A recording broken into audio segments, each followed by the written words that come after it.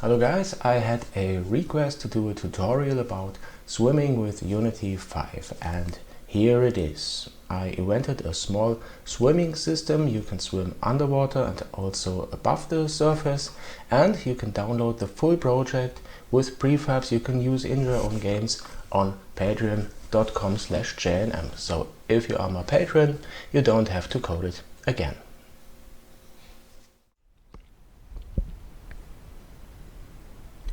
Okay guys, here we are in Unity 5 and this is the sample scene I created, and I'm just using default assets, the Unity default water and a simple terrain.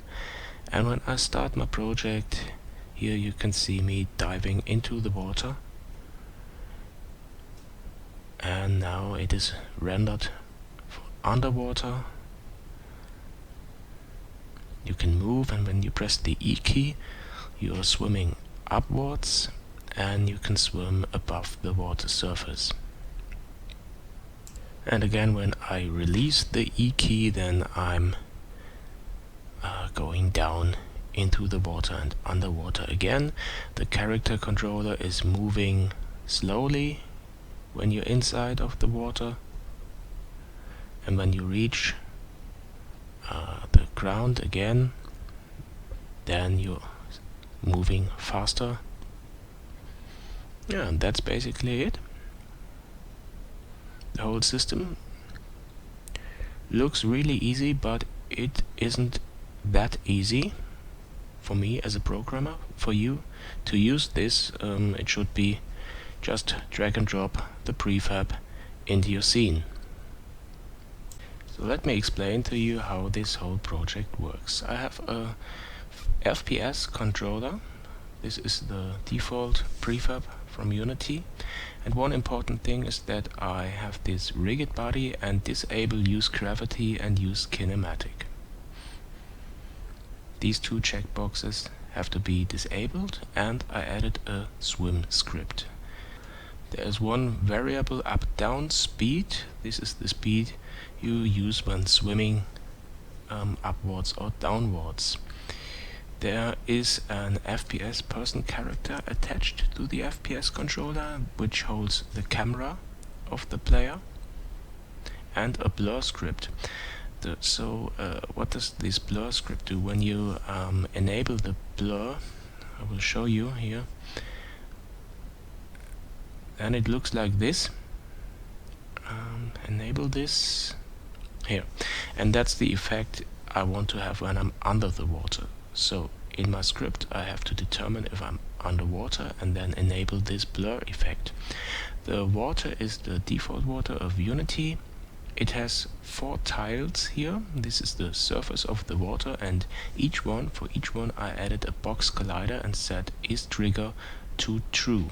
In the script I use this to check if I'm touching the water, if I'm inside of the water or outside with my player. Okay, so let's see the swim script. So let's have a look at the swim script. This is a bit more complicated.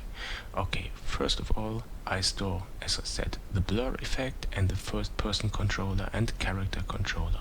Then I have a variable for the fog color for the water and a couple of default values starting with _def. These are the values that the FPS player has when I start the scene, and I have to return to these values when I'm leaving the water. The variable is in water checks if the player is currently inside of the water, and I also have a variable water surface pos y. I need this to check if the camera position is below this, and then I can decide if I'm underwater. Okay, here in the start script I initialize all my member variables I just showed, and in the update method the whole logic is implemented. First I check if I'm underwater. You will see soon how this method is implemented. Then I set the rendering to diving, and if not, I return to default rendering. When I'm inside and underwater, then I do my diving logic. The character is diving, and if not, I check if the character is currently grounded. Then I could apply my default walking logic, and if not, I apply my swimming logic for movement. So that's basically the logic. The underwater method is just checking if the camera position is below the water surface. When I do walking again, then I return or reset all my variables of my FPS controller to the default settings. So walk speed, run speed, jump speed will be reset. Okay, I see I have some magic numbers in there. This should be replaced, but yeah, you can do this. This should be replaced also by default values. Here's the do diving logic. Again, the character is moving slowly, and he doesn't do this head bob you use normally for the FPS controller. This is the logic for diving up and down. So when you press the E key, the character is moving downwards, and when you press no, he's moving upwards, and when you press the Q key, then he's moving downwards. For the upwards method, I check if I am above the water surface with variable for a bit tolerance, because you don't want to stop the logic exactly on the water surface. Okay, here the Q key and moving downwards. Okay, here are the rendering methods for the fog. This is the one for diving. You enable blur and set fog properties, and then when you're walking again on the ground, you use set render default. And here's the logic for checking if we're inside of the water. This means the trigger on enter is called when the player is hitting the water, and the exit trigger is called when we are leaving the water.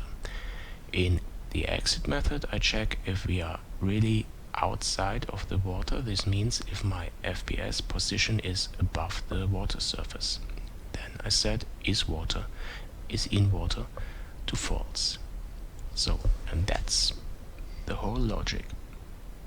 There was one problem which I solved with a kind of hack, because the FPS controller has member variables that are not public.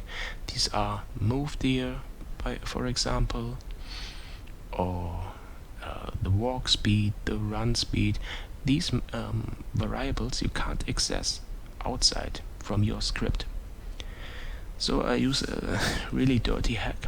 Normally don't do this, but I decided to do it this time, and I wrote a little reflection util, and with that helper method you are able to access private fields of the FPS controller.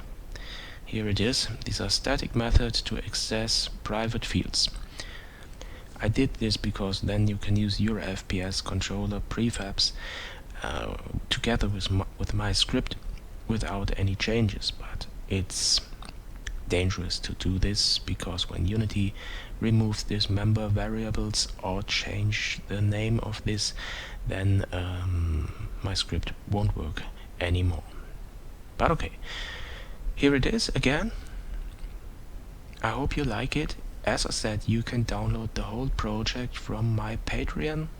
If you are my Patreon, just use this project, use the prefab that it is inside for your projects. And also, please don't forget to subscribe to my channel. More tutorials will follow. Thanks for watching, and bye.